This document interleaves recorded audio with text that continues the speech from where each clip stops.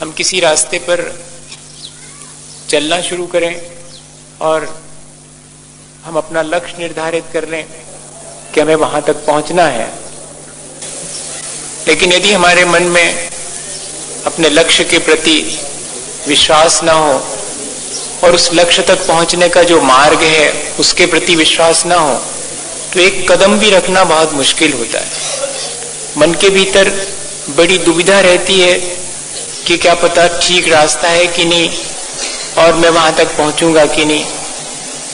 तो जब संसार में भी हम कहीं पहुंचना चाहते हैं तो हम बहुत विश्वास से भर करके ही रास्ते पर चलते हैं, तो फिर अपने जीवन को अच्छा बनाने के रास्ते पर सबसे पहले हमारे मन में और श्रद्धा भक्ति तो होनी ही चाहिए। श्रद्धा और भक्ति हमारे जीवन में बहुत सकारात्मक सोच उत्पन्न करती है। हम छोटी छोटी सी बातों में उलझ जाते हैं, वो हमारी उलझन को आसान बनाती है, उसे सुलझा देती है। हम उलझते क्यों हैं? क्योंकि जो चीज जैसी है उसके हम सारे पहलुओं को न देख करके किसी एक पहलू को देखते हैं, और उसका वो जो एक पहलू नकारात्मक है उस पर हमारा ध्यान ज्यादा जाता है। जो सकारात्मक पहलू है उसकी तरफ हमारा ध्यान नहीं जा पाता है। श्रद्धा और भक्ति हमें हमारे उस सकारात्मक पहलू को भी बताने में कारण बनती है। हम वर्तमान में जो जीवन जी रहे हैं उसमें तो देखें तो कई बार ऐसा लगता है कि हमारे विकास का, हमारे उत्थान का कोई अवसर ही नहीं है। लेकिन भगवान के चरणों में बैठकर जब हम उनकी भक्ति करते हैं, उनका गुणगान करते हैं, तो हमारे भीतर एक विचार, सकारात्मक विचार उत्पन्न होता है कि नहीं, कितना कुछ भी हो लेकिन हम भी भगवान के जैसी निर्मलता और प्राप्त कर सकते हैं। ये जो श्रद्धा और भक्ति है वो सबसे बड़ा काम करती है कि हमारे भीतर उस सकारात्मक सोच को उत्पन्न करके और हमें ऊंचा उठाने में बहुत मदद करती है। कोई अगर अपने से हार जाए कि मैं तो कुछ कर ही नहीं सकता, मैं तो ऊंचा बन ही नहीं सकता, मैं तो अच्छा बन ही नहीं सकता, तो मेरी जिंदगी तो पूरी बुराइयों में निकल गई। कितनी तो घटनाएं सुनते हैं कि पूरा जीवन और बुराइयों में निकल जाता है, लेकिन एक क्षण भी उन बुराइयों से हम विमुख हो जाते हैं और अपनी अच्छाई के सम्मुख हो जाते हैं, और हमारे भीतर अपने जीवन को अच्छा बनाने का जो एक सकारात्मक विचार है वो अगर उत्पन्न हो जाता है तो कोई वजह नहीं है कि फिर हम अपने जीवन में निराश होकर के और अपने जीवन से हार जाएं। तो श्रद्धा और भक्ति ये एक बहुत बड़ा हमारे लिए उपकार करती है। हमारे जीवन को अच्छा बनाने के लिए हमें एक सकारात्मक सोच देती है। एक छोटा सा उदाहरण जिससे कि समझ में आए। एक राजा का बहुत प्यारा मंत्री था, लेकिन उस मंत्री की एक बात पर राजा को जरा ठीक नहीं मालूम पड़ती थी कि कभी भी कुछ भी हो जाए, भला बुरा मंत्री के मुंह से यही निकलता था कि जो भी होता है अच्छे के लिए होता है। तो राजा को ये सुनकर के कभी कभी तो ठीक लगता था, लेकिन कभी लगता था कि ऐसा कैसे। एक बार ऐसा हुआ कि राजा की हाथ की उंगली कट गई,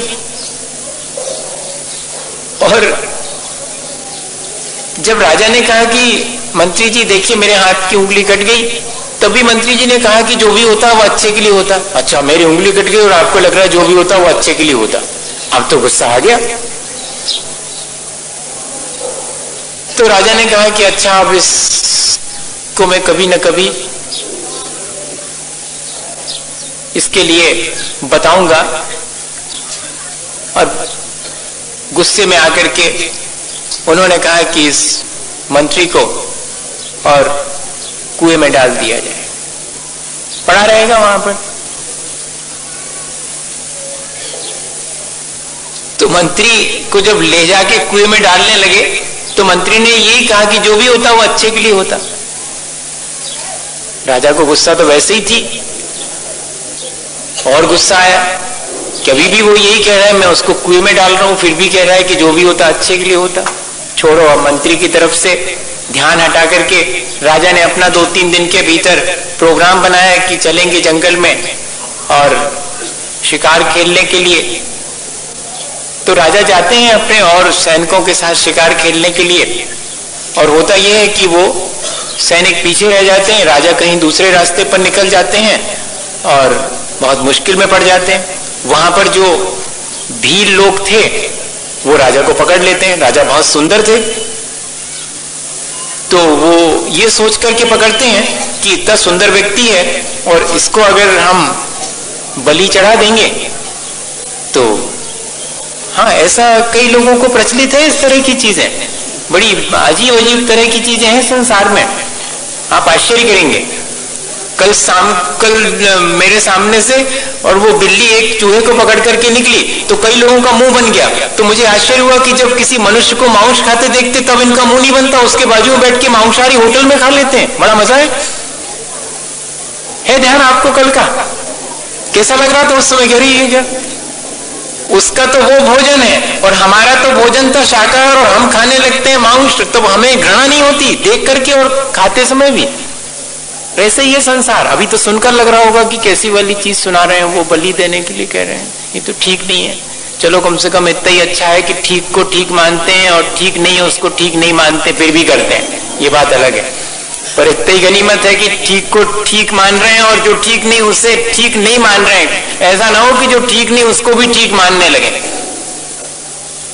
अभी इतना बचा हुआ है, यही श्रद्धा और यही आस्था है। अब क्या हुआ कि वो राजा साहब पकड़े गए और जब उनको ले जाया गया तो उनके हाथ की उंगली कटी हुई थी, तो रिजेक्ट, अब नहीं चढ़ाया जाएगा, उनके लिए नहीं मारा जाएगा। अब राजा साहब को लगा कि मंत्री है तो बहुत होशियार, सही कहा था मंत्री जी ने कि जो भी होता अच्छे के लिए होता है। अगर वो मेरी उंगली नहीं कटी होती तो आज तो मैं जान से ही चला गया था।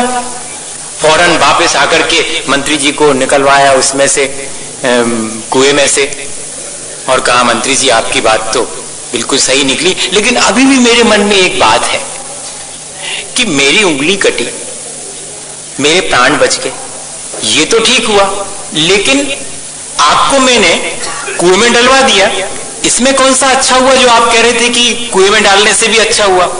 बोले राजा साहब अगर मैं आपके साथ होता तो मेरी तो चली गई थी, अच्छा हुआ कुएं में डाल दिया था आपने। जो भी हुआ वो अच्छे के लिए हुआ, आपकी उंगली का कटना भी अच्छे के लिए हुआ और आपका मुझे गुस्सा होकर कुएं में डालना भी अच्छे के लिए। बताइए ये सकारात्मक सोच है कि नहीं? ये कैसे पैदा होता है हमारे भीतर? ये श्रद्धा और आस्था से पैदा होता है।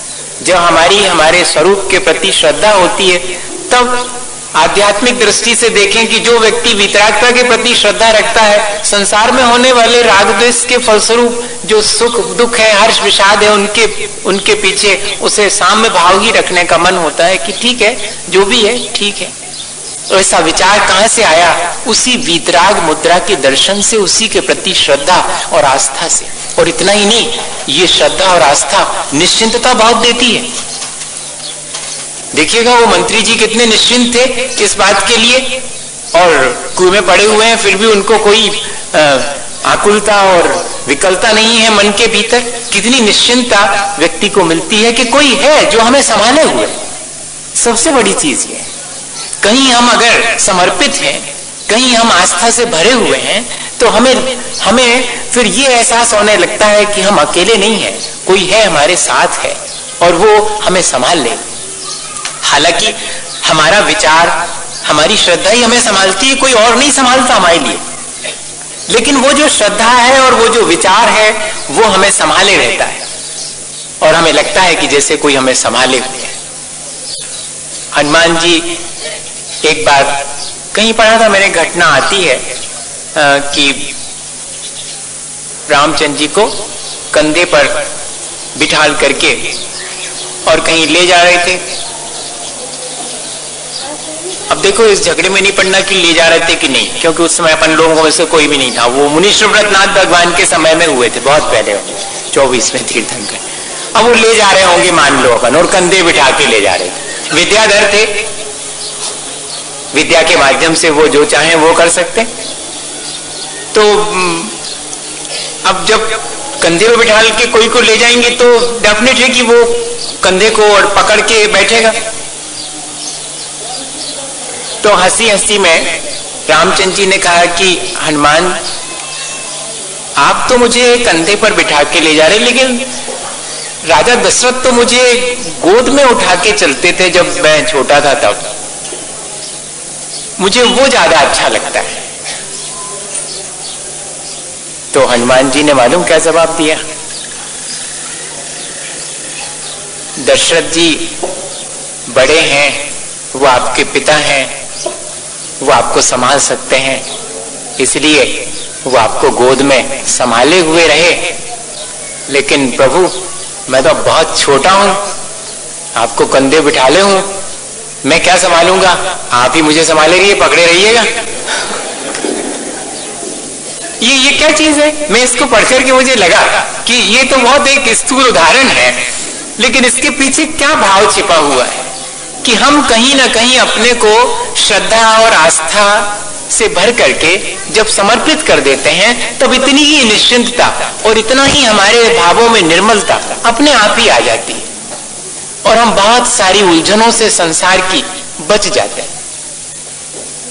एक प्रॉक्सिमिटी, एक नियरनेस, वो हमें हमेशा महसूस होती रहती है कि कोई है जो कि हमें हर स्थिति में संभाल लेगा। आज संसार में देखिएगा, व्यक्ति चाहता क्या है बताइए? कितने सारे संबंध बनाते हैं, कहीं भी जाते हैं तो वहां जल्दी से कोई ना कोई हमारे मन का मिल जाता है, उससे बात करने लगते हैं। काहे के लिए? कहीं हम अकेले ना पड़ जाएं, कहीं ऐसा ना हो कि कोई भी हमारे आसपास हमारा अपना ना हो। हर व्यक्ति कोई कहीं भी जाएगा, घर में भी रहेगा, तब भी सारे लोग अगर घर में हो और किसी के प्रति भी अगर अपनेपन का भाव नहीं है, तो सारे लोगों के बीच भी क्या लगता रहेगा? जैसे होना नहीं होना, माने व्यर्थ ही है, जैसे कि जीवन ही व्यर्थ हो। क्या चाहते हैं हम हमेशा यहाँ चाहते हैं इस संसार में एक सहारा, एक शरण, और वो कैसे मिलती है? वो हमारी श्रद्धा, हमारी आस्था हमें स्वयं ही शरण देती है। अपनी श्रद्धा से, अपनी आस्था से हम स्वयं सहारा पा लेते हैं और शरण पा लेते हैं। ये श्रद्धा और भक्ति जिस पर हम पिछले दिनों से निरंतर विचार कर रहे हैं, हमारे जीवन को इतनी ऊंचाई तक ले जाने में कारण बनती है। लेकिन सबसे महत्वपूर्ण बात यह है कि कौन हमारे साथ है, ये महत्वपूर्ण नहीं है, हम किसके साथ हैं, ये बहुत महत्वपूर्ण है। भगवान के केवल ज्ञान में सभी जीव झलकते हैं। यानी अगर दूसरे तरह से सोचें तो भगवान के ज्ञान में तो हम सब हैं, या और दूसरे तरह से सोचें तो भगवान तो सबके पास हैं, सबके साथ हैं। ऐसा अगर थोड़ा सा विचार कर लें अपन, तो सर्व व्याप्तता के मायने क्या है? वो सबके निकट है, लेकिन उनके सबके निकट होने से काम नहीं चलेगा। हम उनके कितने निकट हैं, या उन्हें हम अपने कितने निकट महसूस करते हैं, ये महत्वपूर्ण है। कौन किसके साथ है या किसने किसका साथ लिया है, प्रिय वचन की टेव हो, या नहीं, वो लाइन दूसरी है, रुचि लगी हित में आत्म के सत्संग में मन रंगा। ये महत्वपूर्ण है कि मैंने किसकी संगति की है, कौन मेरे साथ है, ये महत्वपूर्ण नहीं है, मैंने किसका साथ लिया है, ये महत्वपूर्ण। एक बेटा नाराज हो गया अपने पिता से। वो अभी तक भोजन करता था पिता के साथ में, और नाराज होकर उसने पहला स्टेप यही उठाया कि हम पिताजी, हम आपके साथ भोजन नहीं करेंगे। ठीक है, लेकिन देखा कि भोजन की थाली पर जब बेटा बैठा तो अपनी थाली उसने अलग लगवा ली। अभी तक तो पिता की थाली में ही खाता था, अपनी अलग लगवाई, और जैसे ही खाना शुरू हुआ उसके पहले ही पिता आकर के उसके सामने बैठ गए और उसकी थाली में से खाने लगे। तो उस बेटे ने कहा कि मैंने आपसे कह दिया था कि मैं आपके साथ नहीं खाऊंगा। बोले ठीक तो है, तुम्हारे साथ मत खाओ, लेकिन मैं तो तुम्हारे साथ खा सकता हूं। आया समझ में? ठीक ऐसे ही कोई हमारे साथ है या नहीं है ये महत्वपूर्ण नहीं है, हम किसके साथ हैं, हम भगवान के साथ हैं कि नहीं। वो कैसे होते हैं? हम अपनी आस्था से, अपनी श्रद्धा से हम उनके साथ हो जाते हैं। एक और छोटा सा उदाहरण है। आज मन छोटी छोटी सी बातें करने का है। आज मैं बिल्कुल भी संडे जैसे मूड में नहीं हूं कि मैं बहुत बड़ी सी कोई एक चीज विस्तारूं। नहीं, आज छोटी छोटी बातों से अपन कुछ सीख लें अपने जीवन को अच्छा बनाने के लिए। एक गुरुजी थे, उनका शिष्य उनके साथ में रहता था, हर समय रहता था। शिष्य की श्रद्धा तो अपने गुरुजी पर बहुत थी, लेकिन कभी कभी शिष्य के मन में भी आ जाता था गुरु के प्रति कि सचमुच मैंने इनको गुरु माना है, इनके अंदर कोई सामर्थ्य वगैरह है कि नहीं। अच्छा, अपन लोग सामर्थ्य किसको समझते हैं मालूम? कुछ काम बनवा दे हमारा, हाँ तब तो सामर्थ्यवान कहलाएंगे, ऐसे थोड़ी कहलाएंगे। या कि कोई शेर वेर आ जावे तो उससे भी नहीं डरे, ऐसी सामर्थ्य। तो जब वो एक बार जंगल में गुरुजी के साथ चला जा रहा था तो ध्यान का समय हो गया, तो गुरुजी ने कहा कि ध्यान में बैठ जाओ, और गुरुजी ध्यान में बैठ गए। अब शिष्य का मन तो ध्यान में लग नहीं रहा था, क्योंकि जंगल का मामला है, भीतर जो है डर तो था। श्रद्धा होती है तो निश्चिंतता रहती है, अनिश्चितता नहीं रहती, भय नहीं रहता। क्यों? कोई हमारे साथ है, ये एहसास हमेशा बना रहता है, वो हमें सेफ करेगा। अपन लोगों के अंदर इतनी मजबूत नहीं है श्रद्धा। अपने से टैली करके अगर देखें, कभी मैं ही खुद अपनी जो बात कह रहा हूं मैं अपने जीवन में घटित करके देखूं, अगर आप तो करें तो करें, तो मुझे भी लगने लगता है कि अपनी श्रद्धा कितनी कच्ची है। अपन कितने कई बार अनिश्चितता में से गुजरते हैं, कितने अपन छोटी छोटी चीजों को लेकर के चिंतित हो जाते हैं, जो कि श्रद्धा हमको कितना निश्चिंतता देती है। अभी अपनी श्रद्धा उतनी दृढ़ नहीं है जितनी कि हमें निश्चिंत बनाने के लिए दृढ़ श्रद्धा चाहिए। तो वो शिष्य भी थोड़ा सा चिंतित था कि कहीं कुछ हो ना, और सचमुच में ऐसा हुआ कि उसको शेर की दहाड़ सुनाई पड़ी। घबराया वो कि छोड़ो ध्यान व्यान भगवान का, गुरुजी तो बैठ के अपने ध्यान में, ये भी नहीं बचाएंगे, अपन तो चढ़ जाओ पेड़ पर। तो वो अपनी ध्यान व्यान छोड़ करके पेड़ पर चढ़ गया, और सचमुच उसने देखा कि वो जो शेर की आवाज आई थी, शेर ही आ गया। अब तो उसने कहा कि गुरुजी तो गए, अब अपन तो बच गए, अपन तो पेड़ पे चढ़ गए, गुरुजी तो अपने ध्यान में लीन है। फिर भी उसके मन में थोड़ा सा आया कि शायद ये गुरुजी को देखें क्या करता है। तो शेर आया और जब गुरुजी को ध्यान में देखा तो उनके चारों तरफ चक्कर लगा करके और वापस चले गया। अब तो जिसको क्या कहते कि फ्लैट हो गया, वो है ना, सरेंडर। उतरा शिष्य नीचे और साष्टांग हो गया। अरे वाह गुरुजी, मजा आ गया, इतनी सामर्थ्य आपके अंदर है। शेर आया और आपको सूंघ करके चला गया और आपको जरा भी डर नहीं लगा। गुरुजी कुछ नहीं बोले, मुस्कुराए, ध्यान से उठ करके आगे बढ़ गए। अब तो शिष्य जो है बिल्कुल गुरुजी का पक्का भक्त हो गया। अपन हो जाते हैं ऐसा, कोई चमत्कार देख करके पक्के भक्त हो जाते हैं। हाँ, तो अब थोड़ी देर ही हुई थी चल करके, और उतने में कोई एक बड़ा सारा कीड़ा आया और वो गुरुजी के हाथ में काटने लगा। जैसे ही कीड़े ने काटा, गुरुजी कराहने लगे। अब फिर शिष्य की श्रद्धा डगमगाई कि अरे इतने सामर्थ्यवान मेरे गुरुजी, शेर आया तब तो बिल्कुल चुपचाप बैठे रहे, और ये इतना छोटा सा कीड़ा उनको काट रहा है तो बड़ी हाय हाय मचा रखी गुरुजी ने, बड़े तकलीफ में है। उसको कुछ समझ में नहीं आया। उसने कहा गुरुजी आप भी क्या करते हैं, उतने बड़े खतरनाक शेर से तो आप डरे नहीं, जरा भी कराए नहीं, और इतना सा कीड़ा आपको काट रहा है और आप करा रहे हैं। तो मालूम गुरुजी ने क्या कहा कि जब शेर आया था ना तब मेरे साथ मेरा भगवान था, इसलिए डरने की कोई बात नहीं थी, और अभी जब ये कीड़ा काट रहा है ना तो तू मेरे साथ में, तो मुझे बड़ा डर लग रहा है। ऐसा क्या समझ में, किसके साथ हम हैं, ये महत्वपूर्ण है। अगर भगवान को हमने अपने साथ रखा है तो निश्चिंता है, और अगर हम तो सोचते हैं कि ये सारे लोग हमारे साथ रहेंगे तो ज्यादा निश्चिंता रहेगी, नहीं, ये हमें निश्चिंता नहीं दे पाएंगे। निश्चिंतता तो हमारी श्रद्धा देगी, हमारी आस्था देगी, और वो जो भगवत्ता के प्रति, वो जो वीतरागता के प्रति श्रद्धा है, वो हमारे जीवन को निश्चिंतता देगी।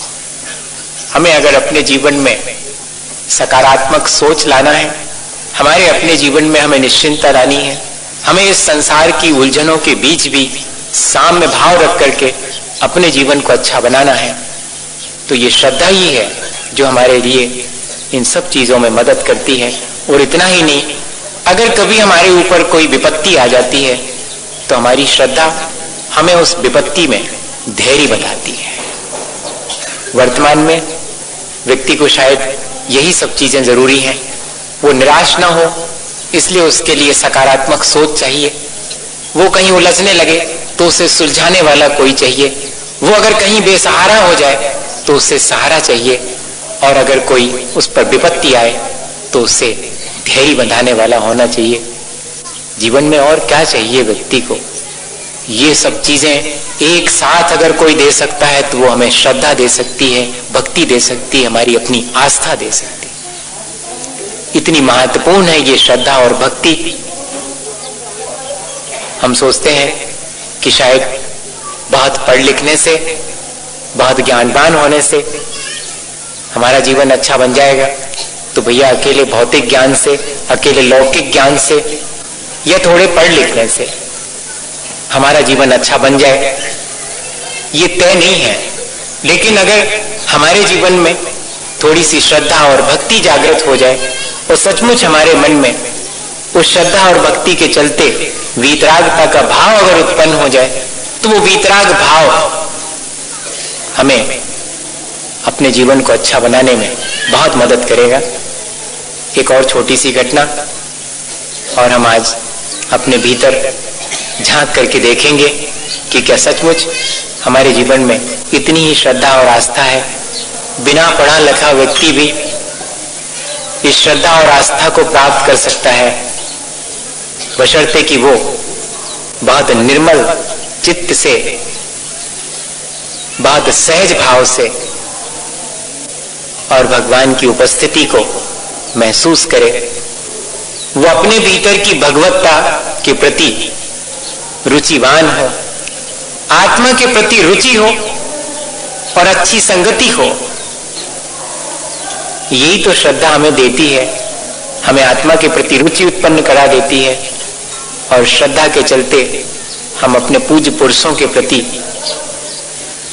उनके निकट पहुंच करके उनकी निकटता महसूस करते हैं। वही हमारे लिए एक अच्छी संगति बनती है, और ये दोनों चीजें ही हमारे जीवन को अच्छा बना सकती हैं। एक व्यक्ति भगवान के प्रति बहुत श्रद्धा रखता था, बहुत भक्ति रखता था, और उसने महसूस भी किया कि भगवान उसके साथ है,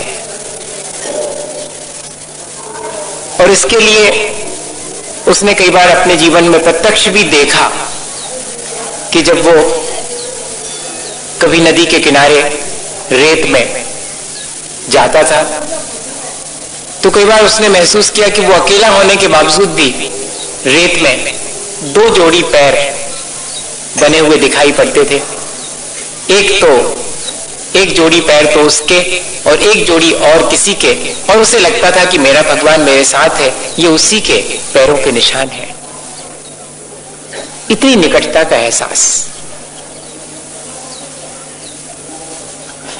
कई लोगों को होता है, ऐसी निकटता का एहसास किनके प्रति, जिनसे बहुत मोह होता है, और फिर जब वो नहीं रहते हैं या कि उनका जीवन ही पूरा हो चुका है, तब कई लोग आकर के सुनाते हैं कि अभी भी हमें ऐसा लगता है कि अभी सामने ही सामने तो हैं, हमें जब कमरे में अकेले रहते हैं तब भी ऐसा लगता है कि हमारी दादी तो नहीं रही, लेकिन वो बिल्कुल बिल्कुल सामने बैठी दिखाई पड़ती ऐसे। वो तो मोह के वशीभूत है। और अगर ऐसी ही श्रद्धा हमारे भीतर हो भगवान के प्रति, उस वीतरागता के प्रति, तो क्या ऐसी ही अनुभूति हमें नहीं हो सकती? हो सकती है। और अगर ऐसी अनुभूति हो जाए तो फिर हम पाप नहीं कर पाएंगे, फिर हम कुछ गलत नहीं कर पाएंगे, हमसे होगा ही नहीं। प्रतिक्षण अगर भगवत्ता का स्मरण बना रहे, भगवान हमारे साथ बने रहे का मतलब भैया यही लेना। नहीं तो आप भगवान जी को वहां से बुला के अपने साथ में रखो, बेहोते पे गए आराम से अपने आत्मा के ध्यान में लीन, और आप चाहो कि वो आ जाए। नहीं, हमारी अपनी भगवत्ता का एहसास अगर हमें बना रहे तो बताइए हम कहां राग द्वेष करेंगे, कहां पाप में फंसेंगे? यही तो सबसे बड़ी चीज है। भक्ति और अध्यात्म दोनों का समन्वय है। भक्ति में तो सिर्फ ये लगता है कि जैसे सब कुछ भगवान करेंगे, लेकिन अगर आध्यात्मिक दृष्टि भक्ति के साथ हो तो वो भगवान और कोई नहीं है, मेरे भीतर की वो जो वीतराग दशा है वो ही है। अब उसको हमेशा लगा करता था कि देखो दो पैर और हैं तो वो भगवान के हैं, दो तो मेरे हैं। लेकिन एक बार ऐसा हुआ कि उस पर बहुत विपत्ति आई। उसने जिस जिसको अपना मान रखा था उन सब ने भी उसका साथ छोड़ दिया। विपत्ति के समय में कोई साथ नहीं देता, किसी से साथ की अपेक्षा भी नहीं रखना चाहिए भैया। हमारे पाप के उदय में कौन साथ देगा? सगा भाई भी नहीं देता, आप तो और किसी की बात क्या करेंगे? तो विपत्ति के समय पर कोई हमारा साथ देगा कैसे? लेकिन उससे एक एहसास था कि विपत्ति के समय सारा संसार मुझे छोड़ दे, लेकिन मेरे साथ मेरा भगवान तो फिर भी रहेगा। पर उसे मन ही मन ऐसा लगने लगा कि शायद मेरा भगवान भी मेरे साथ नहीं है। विपत्ति के समय ऐसा लगने लगता है, होता नहीं है पर लगने लगता है ऐसा। सब तरफ से निराशा हमारे जीवन को घेरने लगती है। उसे भी निराशा ने घेर लिया कि शायद अब भगवान भी नहीं, छोड़ दिया। देखो कल तक जब मैं इस रेत में चलता था तो दो जोड़ी पैर बनते थे, आज तो एक ही जोड़ी पैर यहां है। वो जो दूसरे जोड़ी पैर थे, वो जो भगवान के थे, वो तो अब यहां है ही नहीं। भगवान ने भी साथ छोड़ दिया। अब तो जीवन जीना ही व्यर्थ है। जैसे ही ऐसा मन में उसके आया कि अब तो जीवन जीना ही व्यर्थ है, वो जीवन से ही निराश हो गया। अभी तो दुनिया से निराश हुआ था, अपने जीवन से भी निराश हो गया और अपने जीवन को नष्ट करने के लिए तैयार हुआ। तो कहते हैं कि उस एकांत में उसे आवाज सुनाई पड़ी कि मैं तो तुम्हारे साथ ही हूं, तो अपने को अकेला क्यों मान रहे हो? हमारी अंतरात्मा की आवाज भी ऐसी आती है जब कभी हम निराश होते हैं, सुन नहीं पाते। तो उसने मन ही मन सोचा कि अगर ये आवाज भगवान की है और भगवान मेरे साथ है तो दिखते क्यों नहीं है? वो जो दो पैर हैं जो कल तक मुझे दिखाई पड़ते थे और मुझे ये एहसास होता था कि भगवान मेरे साथ है, वो तो है ही नहीं। तो फिर से आवाज आती है कि वो जो दो पैर अभी तुम्हें दिखाई दे रहे हैं वो तो मेरे ही हैं। तुम्हारे पैर तो कैसे आएंगे रेत पर? तुम्हें तो मैंने विपत्ति के समय गोद में उठा रखा है। ये जो दो पैर दिखाई दे रहे हैं वो तो मेरे ही हैं। ये उदाहरण पढ़ करके कैसा लगता है कि विपत्ति के समय हम अपने को पूरी तरह से समर्पित नहीं कर पाते भगवान के प्रति, अर्थात हम अपनी वीतरागता को भुला देते हैं विपत्ति के समय। दोनों स्थितियों में अपनी वीतरागता को भूल जाते हैं। वीतराग भगवान को भूलना, अपनी वीतरागता को भूल जाना। बहुत सुख का क्षण आता है तब भी भूल जाते हैं, और बहुत विपत्ति और बहुत दुख के क्षण आते हैं तब भी हमारी श्रद्धा और भक्ति डमाडोल हो जाती है कि इतना तो करा हमने, इतना तो पूजा पाठ किया और हम ही ऐसी विपत्ति पड़ गए। क्या किया भगवान ने? क्या हुआ हमारी श्रद्धा और भक्ति का? ऐसा हमारे मन में भाव आ जाता है। हमें इससे बचना चाहिए और अपनी श्रद्धा और भक्ति को बहुत और अधिक सुदृढ़ बना करके, अपने विचारों को सकारात्मक रख करके, अत्यंत निश्चिंत होकर, ज्यादा संसार में ना उलझ करके, और भगवान को अर्थात अपनी वीतरागता को हमेशा अपने ध्यान में रख करके और अपने जीवन को अच्छा बनाने का हमेशा प्रयत्न करते रहना चाहिए। इसी भावना के साथ आज अपन नमोकार करेंगे कि हम सब अपने जीवन को अच्छा बनाने के लिए भक्ति के सहारे जीवन की ऊंचाई छूने का प्रयास करेंगे।